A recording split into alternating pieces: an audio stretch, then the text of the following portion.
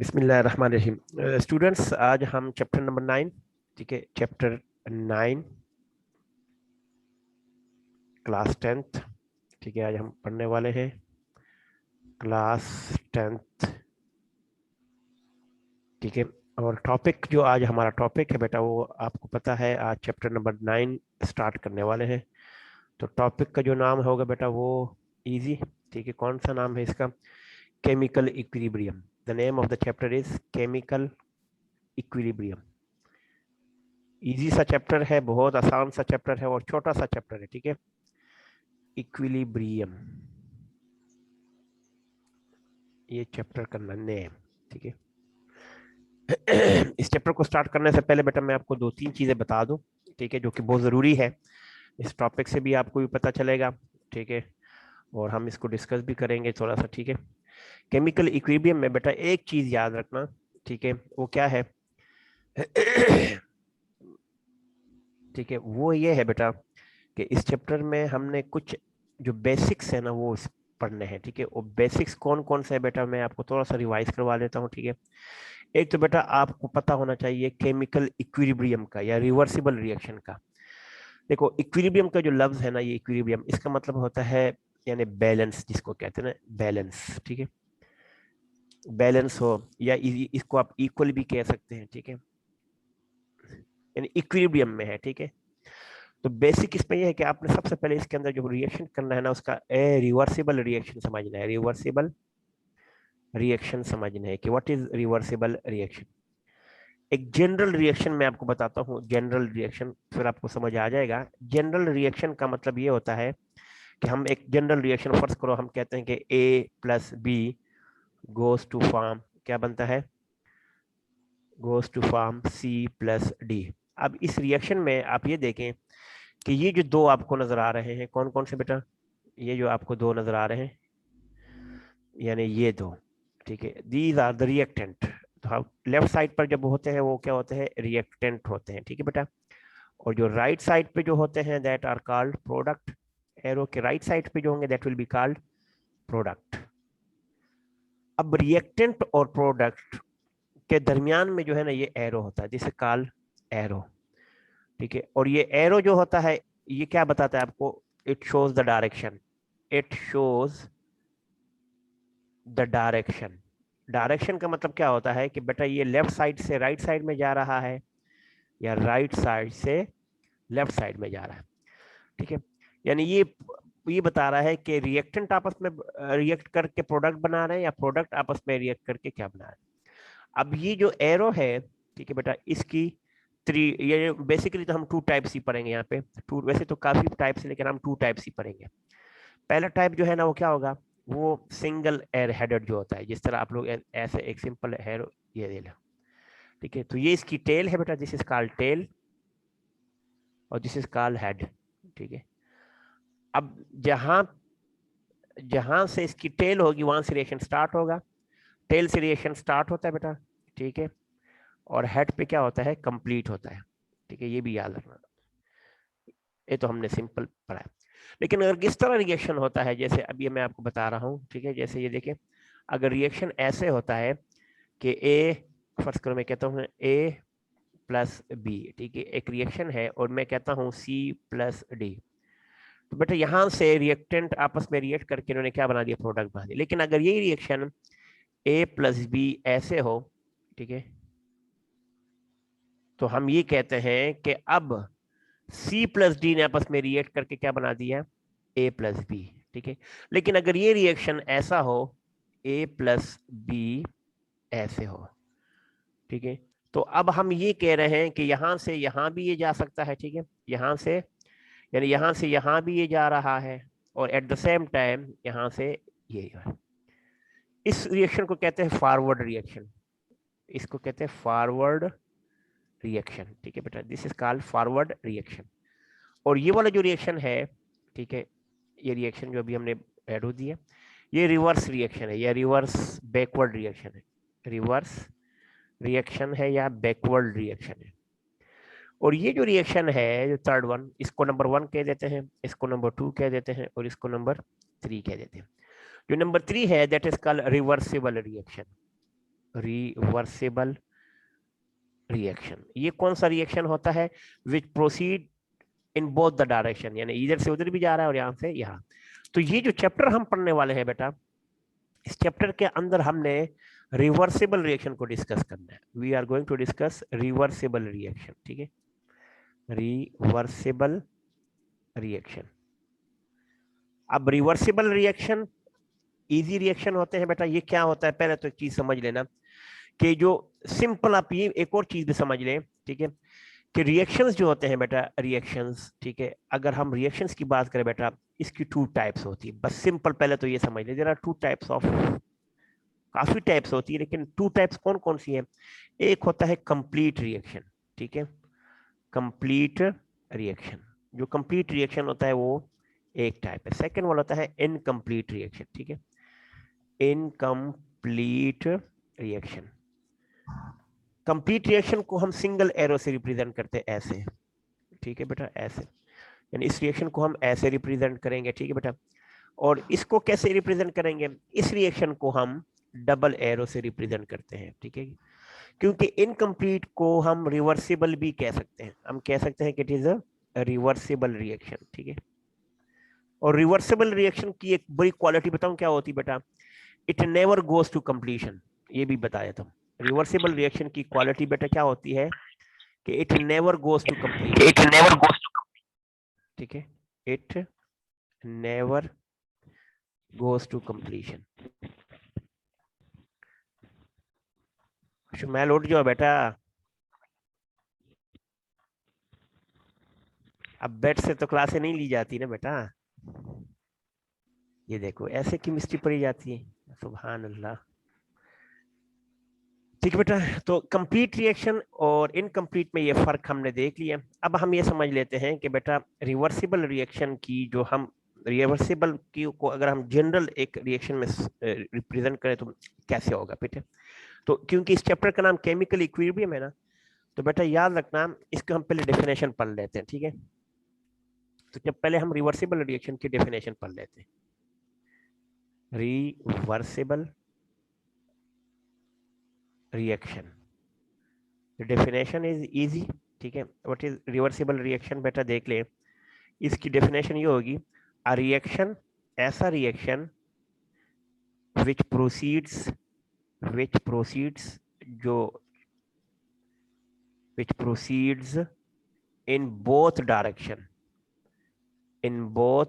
direction, यानी दोनों सिम्त में ये वकू पजीर होता है, ठीक है, रोनुमा होता है, ठीक है। दैट इज कौन कौन से? Forward and backward, that is forward and backward. Forward भी हो सकता है एंड बैकवर्ड भी हो सकता है, ठीक है, या रिवर्स भी कह सकते हैं।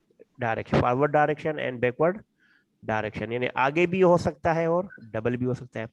या एक और डेफिनेशन है, अगर इसी डेफिनेशन में क्या कहते हैं, ये रिवर्सिबल क्या होता है? वालेकुम अस्सलाम जहांगीर, कैसे हो बेटा? ठीक है, बिल्कुल सही सर जी। पेपर कितने बजे स्टार्ट होता है सर? बस इंशाल्लाह थोड़ी देर बात करेंगे, क्लासेस के बाद इंशाल्लाह आपका पेपर मैं आपको सेंड कर दूंगा, ठीक है बेटा। नहीं टाइम सर, वो मिलेगा सारे ना? पेपर वो ऑनलाइन क्लासेस के बाद होंगे? जी बेटा, मैं अपना क्लासेस ऑनलाइन के बाद भेजूंगा, क्योंकि फिर आप क्लासेस ऑनलाइन नहीं लेंगे ना बेटा। Okay yes. ओके। ठीक है। अच्छा, रिएक्शन दूसरी डेफिनेशन क्या होती है? रिएक्शन, ठीक है, इन विच द प्रोडक्ट्स, इन विच, जिसके अंदर, इन विच द प्रोडक्ट्स, जिसके अंदर जो प्रोडक्ट होगा, ठीक है, in which the products react together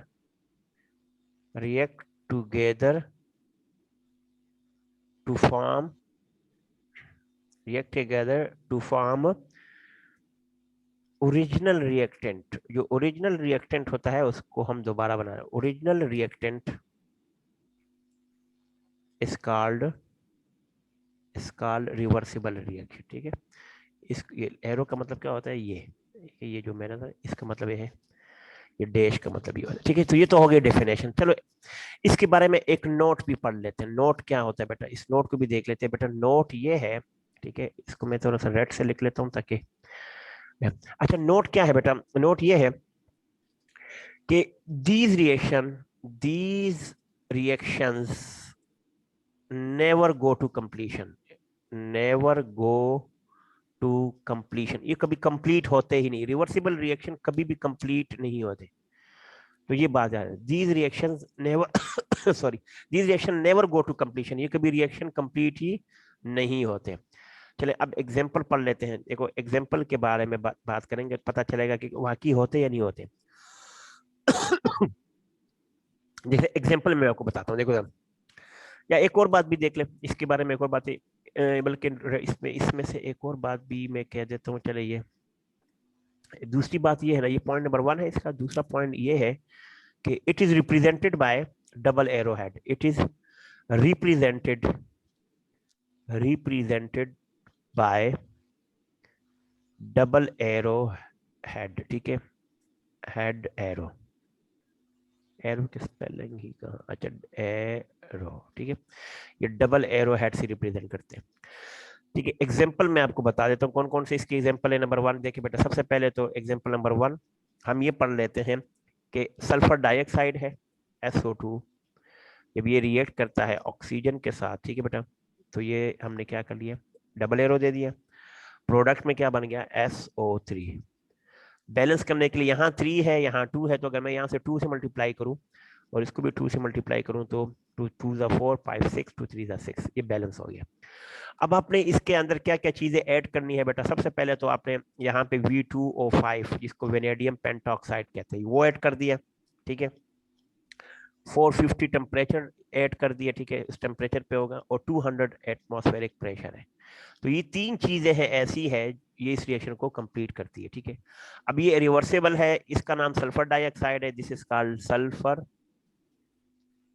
sulphur dioxide, यानी सल्फर है बीच में, ये देखें, और डाइऑक्साइड, ठीक है। और यहाँ पे जो इस कंपाउंड का जो नाम होगा बेटा वो क्या होगा, सल्फर ट्राइऑक्साइड, ठीक है, ये क्या हो जाएगा, सल्फर ट्राइऑक्साइड। दोनों गैसीय स्टेट में होते हैं, ये भी गैसीय स्टेट में होता है बेटा, ये भी गैस में होता है और ये भी गैस में होता है। ये तो एक एग्जांपल हो गई। अब ये डबल एरो है, यहां से इसको पता चल गया कि ये रिएक्शन, इसके बारे में ये 2 बातें याद रखनी, कौन सी, कि these reactions never go to complete, ये कंप्लीट होते ही नहीं है, ठीक है। It is represented by double arrow head, इसको डबल एरो हेड से हमने रिप्रेजेंट कर दिया, ठीक है बेटा। एक और रिएक्शन नंबर 2 देखते हैं, ठीक है, नंबर 2 रिएक्शन देख लेते हैं, ठीक है, उसको मैं किसी और कलर से कर लेता हूँ, ठीक है जी।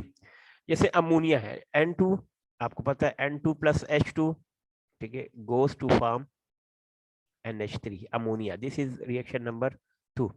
अब आप देखिए बेटा, बैलेंस करने के लिए हाइड्रोजन 3 है, यहाँ हाइड्रोजन 2 है, इसको 3 से मल्टीप्लाई करेंगे और इसको 2 से मल्टीप्लाई करेंगे तो ये अमोनिया बन गया। ये नाइट्रोजन गैस है, नाइट्रोजन गैस है, ये भी बेटा गैसियस है, ये भी आपके पास गैस है, और अमोनिया भी आपके पास गैस है, ये भी याद रखना, ठीक है बेटा। अच्छा, इसके लिए भी 3 चीजें चाहिए, कौन कौन सी चीजें चाहिए, पहली बात यह है कि ये टेम्परेचर आपके पास, इसमें तो कैटलिस्ट आयरन Fe है, 400 टेम्परेचर हो जाएगा, ठीक है, और 200 एटमॉस्फेरिक प्रेशर हो जाएगा। तो ये 3 चीजें, ये भी इसको अमोनिया कहते हैं, this compound is called ammonia, ammonia, ठीक है, इजी है, याद रखना, बहुत इंपॉर्टेंट है ये रिएक्शन भी। एक थर्ड एग्जांपल भी हम पढ़ लेते हैं बेटा, थर्ड रिएक्शन हम ये करते हैं, एग्जांपल नंबर 3 की बात करते हैं, ठीक है बेटा। एग्जांपल नंबर 3 में हम क्या कहते हैं, हम नाइट्रिक ऑक्साइड की एग्जांपल लेंगे। नाइट्रिक ऑक्साइड की एग्जांपल लेने का मकसद क्या होता है कि इसकी एग्जांपल ये है कि फर्स्ट करो हम ये NO, ये नाइट्रिक ऑक्साइड है, जब ये ऑक्सीजन के साथ रिएक्ट करता है, ठीक है बेटा, ये भी रिवर्सिबल प्रोसेस है, तो इससे नाइट्रिक ऑक्साइड जो है ना ये कन्वर्ट हो जाता है नाइट्रोजन डाइऑक्साइड में, नाइट्रोजन डाइऑक्साइड में, ठीक है। अब इसको बैलेंस करने के लिए बेटा, अगर यहाँ पे ऑक्सीजन 2 है तो इसको मैं देखो यहाँ पे 2, ये 4 हो जाएगा, यहाँ पे 4 कैसे करेंगे, ऐसे नाइट्रोजन भी बैलेंस हो जाएगा। इसके लिए आपको इलेक्ट्रिक स्पार्क चाहिए, यानी एक इलेक्ट्रिक स्पार्क चाहिए आपको, बिजली का एक झटके, जिस तरह मोटरसाइकिल स्टार्ट होने के लिए प्लग होता है ना, स्टार्ट करता है, ये सारे रिएक्शन जो है ना ये रिवर्सिबल रिएक्शन है, ठीक है। तो बस आपने ये याद रखना है कि ये एक कुछ रिएक्शन ऐसे होते हैं यहाँ और यहाँ सेम होते हैं, उनकी भी एक एग्जांपल मैं आपको बता देता हूँ, क्योंकि सिलेबस में तो नहीं है, लेकिन मैं आपको एक और भी एग्जांपल भी बता देता हूँ, जो कि यहाँ पे मैं आपको एग्जांपल नंबर 4, जैसे कुछ रिएक्शन होते हैं कार्बन डाइऑक्साइड, ठीक है बेटा, यहाँ पे है और यहाँ पे भी ये कार्बन डाइऑक्साइड होता है। अब फर्क क्या होता है बेटा कि यहाँ पे ये गैसीय स्टेट में होता है और यहाँ पे ये एक्वस स्टेट में होता है। ठीक है। यानी जब आप एक्वस का मतलब क्या होता है कि एक पानी वगैरह है, जैसे ये लिक्विड है, इसकी जब आप कार्बन डाइऑक्साइड इसके अंदर डालते हैं CO2, ठीक है, तो अब इसके अंदर जो कार्बन डाइऑक्साइड होगी, यहाँ ये पहले गैस थी, ठीक है बेटा, जब ये पानी के अंदर जाएगी तो ये पानी के अंदर जब कार्बन डाइऑक्साइड बनेंगे तो ये एक्वस फॉर्म में आ जाती है, ठीक है बेटा। ये कब होता है, ये आपको पता है, when fizzy drinks are made, ठीक है, fizzy drinks are made, carbon dioxide is dissolved in the liquid drinks under pressure and sealed. When you remove lid of the bottle, bubbles of carbon dioxide suddenly appear.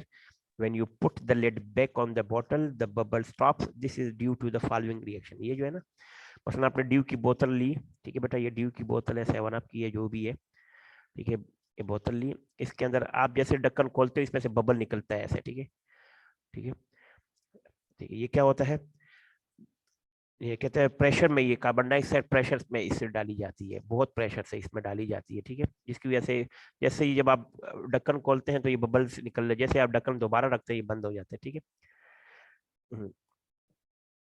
अच्छा, अब ये हमें कैसे पता चलेगा इसमें फॉरवर्ड कौन सा है?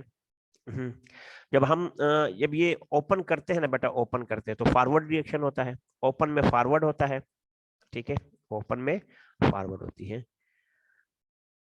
मैं थोड़ा सा बेटा आपको लिख के दे देता हूँ, 1 मिनट, ताकि आपको याद रहे, ऐसे भूल जाएगा आपको। हमें कैसे पता चलेगा बेटा, यहाँ पे लिख देता हूँ नोट में, यहाँ पे लिख देता हूँ, यहाँ नोट में लिख देता हूँ, ये ले नोट, नोट में हमने क्या लिखना है बेटा, ये लिखना है कि ये जो रिएक्शन है कार्बन डाइऑक्साइड गैसियस स्टेट में, जब ये रिवर्सिबल रिएक्शन में से कार्बन डाइऑक्साइड एक्वस फॉर्म में बेटा बनता है ना, तो बेटा इसमें एक चीज और भी आपने देखना है, वो क्या, कि आपने नोट में क्या लिखना है कि द फॉरवर्ड रिएक्शन, इसमें फॉरवर्ड रिएक्शन कब होगा, फॉरवर्ड रिएक्शन कब होगा, लिख देता हूं आपको, फॉरवर्ड रिएक्शन कब होगा और रिवर्स रिएक्शन कब होगा। तो रिवर्स रिएक्शन और फॉरवर्ड, यानी फॉरवर्ड का मतलब क्या है कि आगे ऐसे, और रिवर्स का मतलब क्या होता है ये, यानी कार्बन डाइऑक्साइड गैस से कार्बन डाइऑक्साइड एक्वस कब बनेगा और कार्बन एक्वस से कार्बन डाइऑक्साइड गैस कब बनेगी, ठीक है। फॉरवर्ड रिएक्शन क्या होता है, अच्छा, फॉरवर्ड रिएक्शन मैन्युफैक्चरिंग को कहते हैं, जब ये बनता है ना, मैन्युफैक्चरिंग, जो आप इसको बनाते हैं ना, ये वाला ये बनाते हैं, ठीक है, मैन्युफैक्चरिंग, ठीक है, तो मैं जब आप बनाते हैं तो ये मैन्युफैक्चरिंग होती है, और जब आप ओपन करते हैं तो ये रिवर्स होता है, ओपन, ओपनिंग जो होती है, ओपनिंग, ठीक है बेटा, ओपनिंग जो होती है बोतल की, ये रिवर्स रिएक्शन होता है, बस ये याद रखना, इजी सा है, इतना मुश्किल नहीं है। अब हमने सिर्फ एक ग्राफ रिप्रेजेंट करना, आखिरी थोड़ा सा इस टॉपिक से रिलेटेड है, ग्राफिकल रिप्रेजेंटेशन, ठीक है बेटा, अब हम ग्राफिकल रिप्रेजेंटेशन कर लेते हैं, लास्ट है ग्राफिकल रिप्रेजेंटेशन, हम रिएक्शन को कैसे रिप्रेजेंट करेंगे। तो ग्राफिकल रिप्रेजेंटेशन को समझने के लिए बेटा मैं आपको छोटा सा ग्राफ बनाता हूं, और अब आपने देखना है कि इस ग्राफ में आपने ये कैसे ड्रॉ करना है, ठीक है बेटा। देखिए बेटा, आप हमेशा एक साइड पे देखें, कोई भी रिएक्शन ले ले, जैसे अभी हम एक रिएक्शन ले लेते हैं, ये जो रिएक्शन हमने लिया ना SO2 वाला, यानी सल्फर डाइऑक्साइड है और ऑक्सीजन है, आपस में ये क्या बनाते हैं, सल्फर ट्राइऑक्साइड, ठीक है बेटा, ये बैलेंस कर लिया है बेटा। अब ग्राफ में कैसे रिप्रेजेंट करेंगे, एक साइड पे आपने ये X axis, this is X axis, ठीक है, and this is Y axis, Y axis. अब आपने यहाँ से रिएक्टेंट स्टार्ट करना है, ठीक है बेटा, यहाँ से फर्स्ट करो, यहाँ से रिएक्टेंट नीचे आ रहा है, आ रहा है, आ रहा है, और फिर स्ट्रेट जा रहा है, और प्रोडक्ट को यहाँ से स्टार्ट करना है, ठीक है बेटा, प्रोडक्ट यहाँ से ऐसे जा रहा है, ठीक है, फिर स्ट्रेट होते जाए। तो यहाँ पे इसको आपने करना है, मैं रिप्रेजेंट करता हूँ, और इसको भी आपने रिप्रेजेंट, बल्कि मैं इसको रिप्रेजेंट कर लेता हूँ यहाँ से, बल्कि यहाँ से रिप्रेजेंट करता हूँ, और यहाँ से रिप्रेजेंट, और ये वाला मैं रिप्रेजेंट, ये जो एरो है ना, ये वाला, इसको मैं रेड से लिख देता हूँ, ये आपका रिएक्टेंट है, ठीक है, ये आपका रिएक्टेंट है, और ये जो रिएक्ट है आपका प्रोडक्ट का है, ठीक है। और यहाँ से यहाँ ऊपर जो जा रही है कंसंट्रेशन है, दिस इज कॉल्ड कंसंट्रेशन,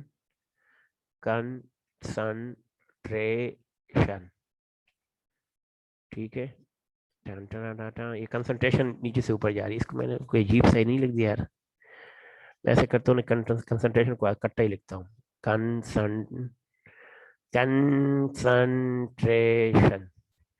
ठीक है, ऊपर, और यहाँ पे है टाइम, ठीक है, यहाँ पे क्या है बेटा, नीचे जाओ ना, इसको ऊपर कर लेता हूँ थोड़ा सा, ठीक है, दिस इज कॉल्ड टाइम। इस साइड पे टाइम है, साइड पे कंसंट्रेशन है। ठीक है,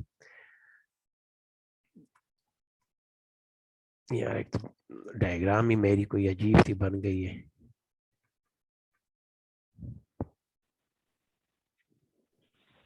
चले, मैं इसको डायग्राम को थोड़ा सा खूबसूरत बनाने की कोशिश कर रहा हूँ, लेकिन बन नहीं रहा है। खैर है। अब देखो बेटा, यहाँ से यहाँ जो एरो बन रहा है, दिस इज कॉल्ड कंसंट्रेशन। ठीक है, मैं CONTRA, पता नहीं क्या स्पेलिंग है कंसंट्रेशन के यार, मैं तो 2 दफा लिख के गलत हो गया। चलो मैं बना देता हूँ, कंसंट्रेशन। ये कंसंट्रेशन का एरो है नीचे से ऊपर, और ये टाइम का है। ठीक है, अब ये जो आपके पास है, ये आपके पास प्रोडक्ट है। ये this arrow represent the products. Product क्या है बेटा? SO3। ठीक है, और ये जो एरो है, ये आपके पास रिएक्टेंट को शो करता है। This shows the reactant. अगर नहीं पता तो SO2 प्लस O2, ये 2 है। ठीक है, बल्कि रिएक्टेंट तो हमारे पास 2 है ना, तो इसको मैं दूसरे ऑक्सीजन को किसी और एरो से रिप्रेजेंट करता हूँ। ये ले, क्या याद रखेंगे? एक ऑक्सीजन को यहाँ से रिप्रेजेंट करता हूँ। देखो, ये इसके लिए मैंने एरो ये बना दिया है, इसके लिए एरो मैंने ये वाला बना दिया, और इसके लिए एरो मैं रेड बना रहा हूँ। ये देखें, ऐसे। ठीक है, ये लो, सिंपल सा, इजी है। अब ये आप O2 है, ये SO2 है, और ये अब यहाँ से यहाँ तक जो है ना बेटा, यहाँ से यहाँ तक जो एरिया है ना, ये वाला। ठीक है, जिस एरिया को ये करेगा ना, यहाँ पे इक्विलिब्रियम में एस्टेब्लिश हो गया, इक्विलिब्रियम हो गया। यानी रिएक्टेंट पहले कम हो रहा था, देखो ये कंसंट्रेशन है, रिएक्टेंट पहले कम होते होते होते होते होते और प्रोडक्ट इंक्रीज हो रहा था। देखो प्रोडक्ट यहाँ से इंक्रीज हो रहा है और रिएक्टेंट डिक्रीज हो रहा है, जिसकी वजह से यहाँ पे, यहाँ इसके बाद फिर ये एरो आ गया इक्विलिब्रियम वाला। ठीक है बेटा, इसके अंदर क्या क्या कैटलिस्ट था वो भी आपको पता होना चाहिए। कौन कौन से बेटा, कौन कौन से कैटलिस्ट था? सल्फर डाइऑक्साइड के अंदर V2O5 था ना, कौन सा था बेटा? मैं लिख देता हूँ, V2O5 450 टेम्परेचर, और क्या था बेटा? 200 ATM। बस इतना सा टॉपिक था बेटा। ठीक है, इसको मैं थोड़ा सा जूम आउट कर लेता हूँ। ठीक है, याद रहे आपको कि आज हमने क्या क्या पढ़ा। ठीक है, ये हमने टॉपिक स्टार्ट किया था यहाँ से। सर एक ग्रुप पे भेजिएगा। ग्रुप में भी भिजवा देता हूँ बेटा, कोई इशू नहीं है। लेकिन मैं आपको पता है, इसको अपने चैनल पे चढ़ाऊंगा, वहां से आप बार बार देख सकते हैं। ठीक है बेटा, ग्रुप में भी शेयर कर देता हूँ, नो इशू एट ऑल। अपना ख्याल रखिएगा बेटा, थैंक यू बेटा। ये देख ले, यार टॉपिक था केमिकल इक्विलिब्रियम, हमने इस रिएक्शन को पेपर सर अब आप अभी भेज रहे हैं अभी ग्रुप पे? नहीं, थोड़ी देर बाद भेजूंगा बेटा, पहले तो क्लासेस हो सर जाए तक ये ना। अंदाजा दिन कितने बजे? हाँ, 10 बजे से पहले पहले या 11 बजे तक इंशाल्लाह भिजवा दूंगा। ठीक है बेटा, तो ये हमारा ओके। टॉपिक था। अपना तो सर बहुत पेपर ज्यादा की सबमिशन टाइम कौन सा है? बेटा, 5 बजे से पहले पहले किसी टाइम भी आप जमा करवा दें। बस ठीक हो गया सर। ठीक है बेटा, यहाँ तक तो आज हो गया, तो best of luck for your paper. ठीक है, best of luck for your paper. अल्लाह हाफिज, अपना ख्याल रखिएगा बेटा।